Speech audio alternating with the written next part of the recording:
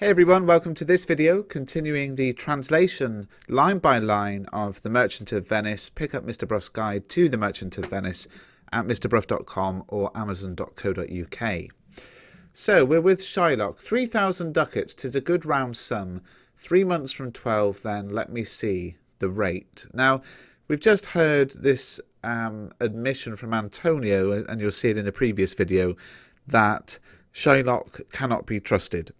And yet they're about to go on with the deal. So Shylock's saying, yeah, 3,000 ducats, let me think about what interest rate to charge you. And Antonio asks, well, Shylock, shall we be beholding to you? In other words, are you going to lend us the money?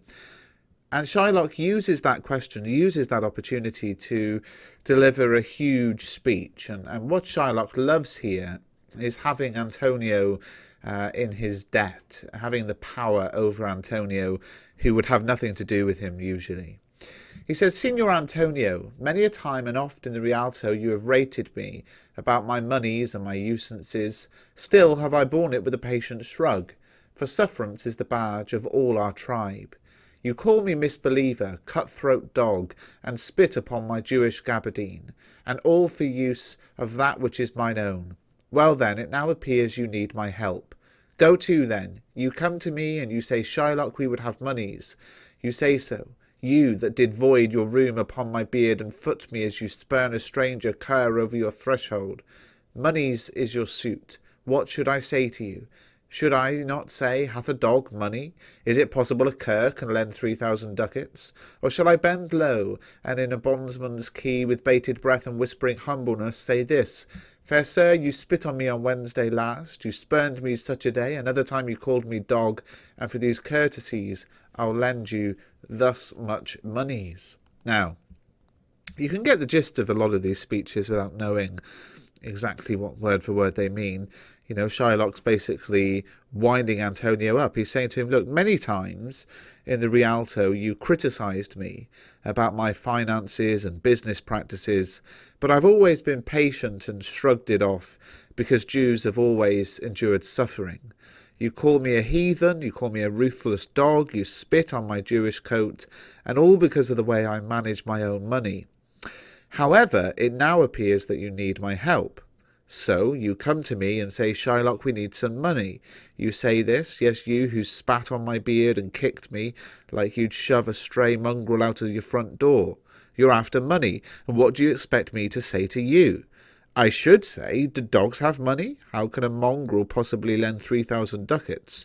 Should I bow before you, and like a slave, with a hushed voice, humbly answer you, saying, Kind sir, you spat on me last Wednesday, you despised me on another day, on another occasion you called me a dog, and because of this respectful treatment I'll lend you much money?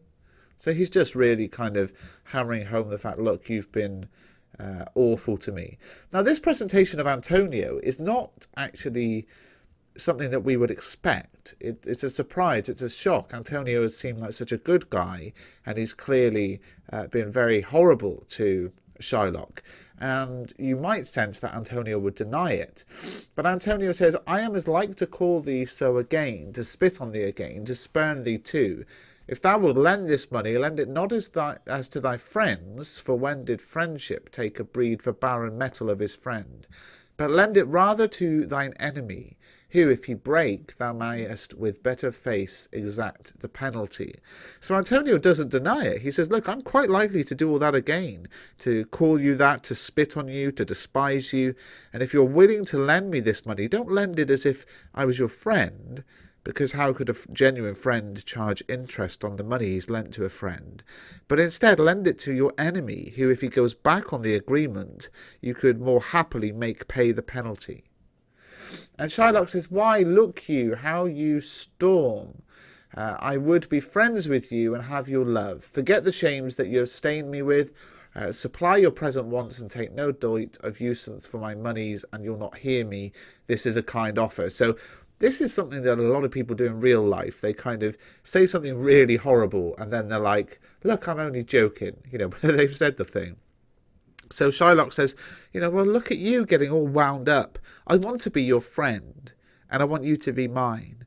I want to forget the shameful ways you've humiliated me, to supply you what you want, and to make no charge for setting up this loan. And you won't listen to me. This is a good-hearted offer.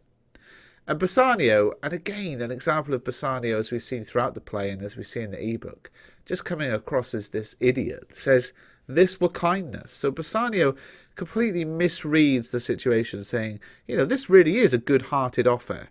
And this is just moments after Antonio said to him, look, you cannot trust this act of kindness. And Shylock says, this kindness will I show. Go with me to a notary, seal me there your single bond, and in a merry spot, if you repay me not on such a day, in such a place, such sum or sums are expressed in the condition, let the forfeit be nominated for an equal pound of your fair flesh, to be cut off and taken in what part of your body pleaseth me. And this is where the play begins to look like one of the Saw movies. I want to play a game. Just very kind of sinister. He says, look, I'll show you how good a person I am. Come with me to a notary and we'll sign a contract. And just for fun, if you don't pay me back on the agreed day, in the agreed place, the agreed amount which is documented in the contract, let the penalty be named, that I can cut off £1, that's a weight, £1 of your beautiful flesh, and remove it from wherever on your body I choose. Now, stop and think about that. How would you react to that situation? Surely you would say, oh, no, don't worry about it. We'll go and find the money from somebody else.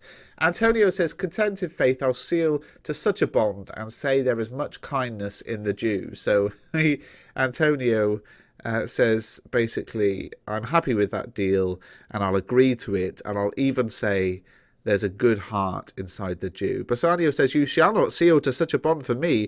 I'll rather dwell in my necessity. So here, a sort of switch now. Antonio is being irrational and Bassanio kind of has the wise word and says, look, don't sign a contract like that for my benefit. I'd rather go without the money. Antonio says, why, fear not, man, I will not forfeit it within these 2 months. That is a month before this bond expires. I do expect return of thrice 3 times the value of this bond. So he basically says, I don't expect to pay the penalty within the next couple of months, which gives me another month on top of that, before the contract expires. I'm going to make a lot of profit, around 9 times the value of this loan. Shylock says, O Father Abraham, what these Christians are, whose own hard dealings teaches them to suspect the thoughts of others, pray you tell me this. If he should break his day, what should I gain by the exaction of this forfeiture? A pound of man's flesh taken from a man is not so estimable, profitable neither, as flesh of muttons, beefs, or goats, I say, to buy his favour. I extend this friendship. To buy his favour I extend this friendship, if he will take it. So if not, adieu. And for my love, I pray you wrong me not. So Shylock now very clever. He's saying, look, what are these Christians like? The way they deal harshly with others causes them to suspect the motives of other people. Please answer me this. If he passes the deadline, what do I stand to gain by demanding the penalty? So he's talking to Bassanio here. A pound of human flesh taken from a man cannot be valued, and it cannot be profitable either, like the flesh of mutton, beef, or goats. I'm saying this because I want to get in his good books to be his friends. And if he will not accept it, then fine, goodbye. And I hope that you don't misjudge my good intentions. So, quite convincing. Antonio says, yes, Shylock, I will seal unto this bond. So, yes, I'll do it. And Shylock says, then meet me forthwith at the notary's. Give him direction for this merry bond, and I will go and purse the ducat straight. See to my house, left in the fearful guard of an unthrifty knave, and presently I will be with you. So what's he saying here? He's saying, well, meet me in a little while at the notary's, the sort of contract writer. Tell him the details of our contract, and I will get the money. I'll check on my house, because I've left it in the care of a wasteful scoundrel, and I'll be with you soon. Antonio says, hi, the gentle Jew. In other words, hurry up, gentle Jew. Shylock goes, and Antonio says, the Hebrew will turn Christian, he grows kind. So he's been totally lured in by Shylock. He's saying, you know, look, he's becoming a Christian. He's becoming kind. And Bassanio says, I like not fair terms in a villain's mind. I don't trust a villain who offers a good deal. Antonio says, come on, in this there can be no dismay. My ships come home a month before the day. Ending right with a rhyming couplet is something that Shakespeare often does in a scene. And he's saying, come on, nothing can go wrong. My ships will be home a month before the contract expires. It's all going to be fine. Guys, please do subscribe to the channel. That's all I ask. And thank you for watching the video.